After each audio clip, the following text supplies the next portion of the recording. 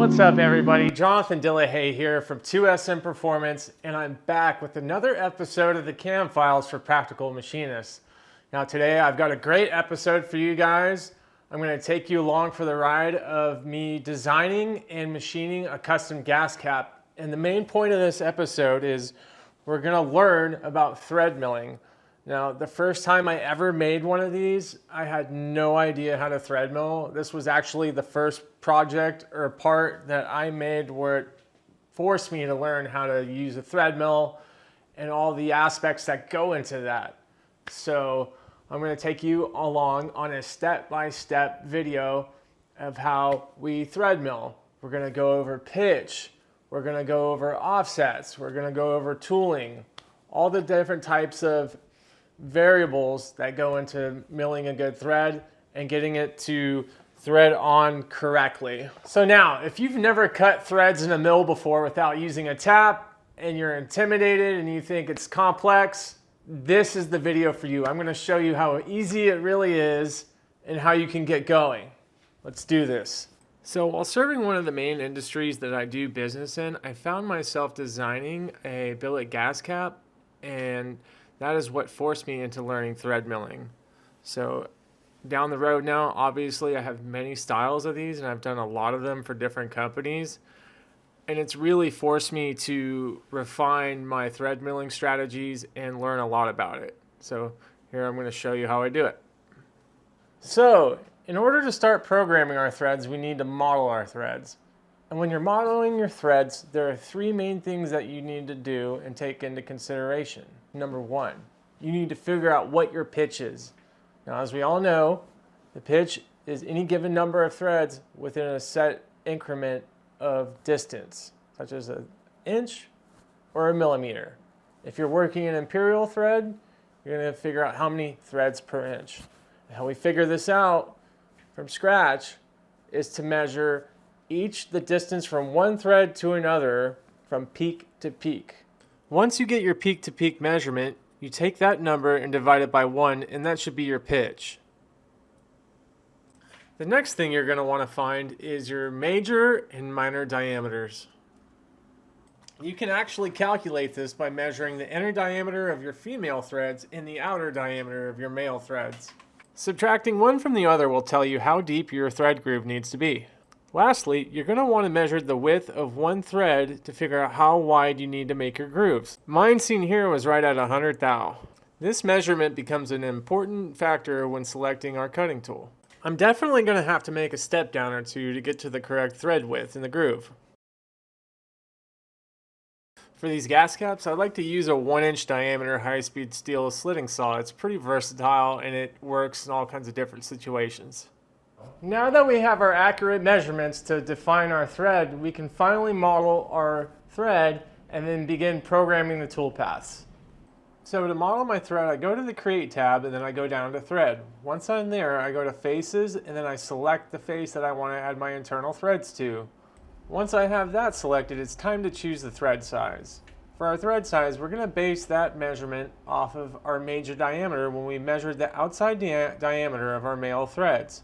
Next, we're going to select our thread designation, which on this drop-down list is 1 11/16-6 UN for 6 threads per inch. This is where our thread pitch comes into play. And the next drop-down list is our thread class designation, where 2B and 3B are for internal threads, where 3B fits tighter, which is really unnecessary for this application. Lastly, we want to make sure our thread direction is right hand and that our threads are modeled accordingly by checking the model box, and make sure that they are not full length, because if we go full length we could crash the thread mill into the bottom of the part. So to avoid this, we're going to set our thread length to 600 thousandths from the top, so we're not going all the way to the bottom floor. Once you have all these parameters set and you have your threads modeled, you'll be able to go into Cam and run chains off of them and set your tool path. Now that I'm back in Cam and I have most of my Op2 programmed, I can go to my 2D tab and go down to Thread and then select my tool. Here, tool 3 is my tool. It's my 1-inch slot mill. I'm going to set my RPM and my feed to nice and slow just to be safe. And then it's time to select my threads accordingly. Now, selecting your thread geometry is actually a really important part of this. It's easy to select the wrong face that's not inside the groove. So as you can see here, you want to make sure you select your major diameter and not your minor diameter. So you want to be selected inside that groove. So my pitch is modeled. I still have to program my pitch right here in this box. Now, our peaks from thread to thread was 167 thousandths of an inch. So we're going to put that in. For our thread direction, we want to make sure that we have right hand selected. Now for my compensation type, I chose wear so that I could control the depth of my groove when I was machining to test fit my threads. Also, I'm choosing multiple passes with small step overs of 20 thousandths. I think about 5 step overs will be good enough to take little bites and gently cut away those grooves. Now when it comes to the height tab, I want to make sure that it starts feeding above the part, so I set my top height 100 thousandths above the part, and then I also set my bottom height 25 thousandths off the bottom to also prevent our tool from hitting the bottom of the pocket and crashing. Now as I simulate my tool path here, I'm making sure that my step overs are not too big or too small, and that I'm taking a decent safe bite every time I step over, and I'm not gulling up my slot mill or crashing it in the bottom of the pocket. I'm also making sure that the green shaded material that's removed is matching up with the line marks of the pitch of the thread that we modeled. So now that we see that our tool path is correct, we're going to want to take into consideration the width of each groove. Now, if you remember correctly, our thickness of our slot mill is only 1/16, which is 62.5 thousandths of an inch. So what I'm going to do here to make the grooves wider is duplicate our original tool path and change our height values to 13.5 thousandths higher than the original path. So we're going to change our bottom value and our top value by 13.5 thousandths, and that should open up our groove to around 75 thousandths wide. And that should be definitely wide enough to get a good thread. I am then going to simulate the duplicated tool path one more time to make sure it's removing that excess material to open up our groove to the width that we need.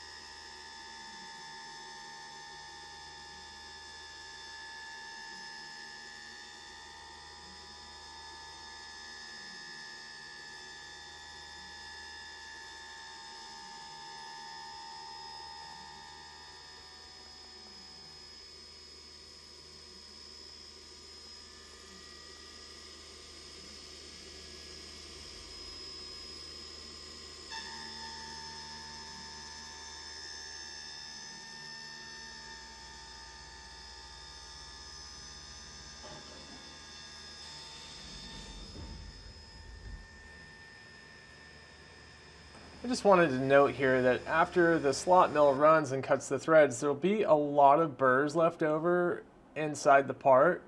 So for this, I always come in with a 2D contour with my finishing end mill, and I just rerun it to knock off all the burrs. And I also set my compensation type to wear, so I can adjust the diameter of the hole if I need to. And finally, I rerun my 3/8 inch chamfer with the chamfer tip offset set to 125 thousandths. In this shot right here, you can definitely see the difference between a chamfered lead edge and a non-chamfered edge for the gas caps. I can assure you the gas cap on the right is much easier to get the thread started than the one on the left. Chamfered inside edge thread leads like this make a world of a difference when starting threads on a gas cap. Chamfered thread leads like this actually help start threads for any application. So as far as the programming in this video is concerned, this has been a part of my newest gas cap design for a client of mine. And I just wanted to thread this one on and make sure everything worked properly, and it really did thread on, no problem, no binding, no cross threading, everything worked great. So that was really cool to see.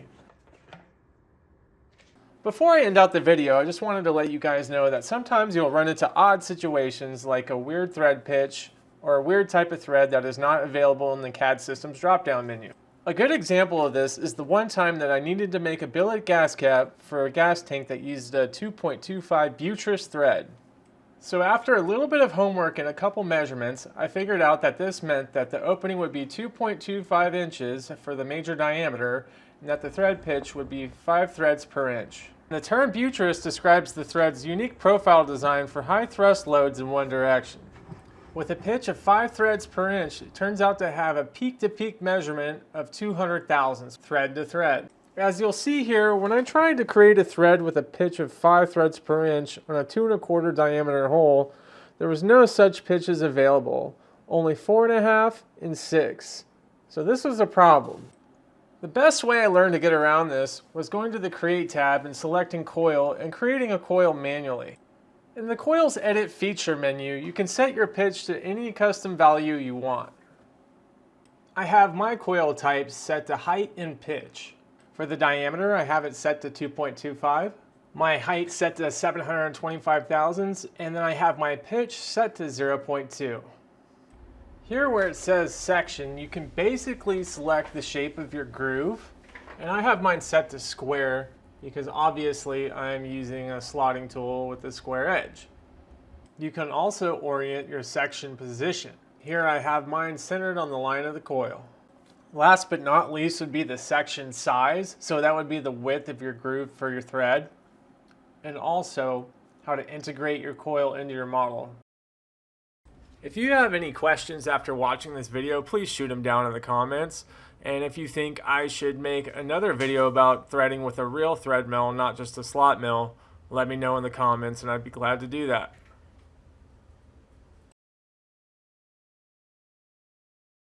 Alright guys, that's it for this episode of the Cam Files. I hope you had fun learning how to cut threads with a mill and some gas caps. I do it all the time. I hope you find it useful in the future. I apologize for the lack of machining footage for this episode, but for things such as this, there just isn't a lot to film, but there's a lot to teach, so I figured I would stick to that. So until next time, I'm Jonathan Dillehay with 2SM Performance, giving you another episode of the Cam Files for Practical Machinists. Till next time, I'm out. Peace.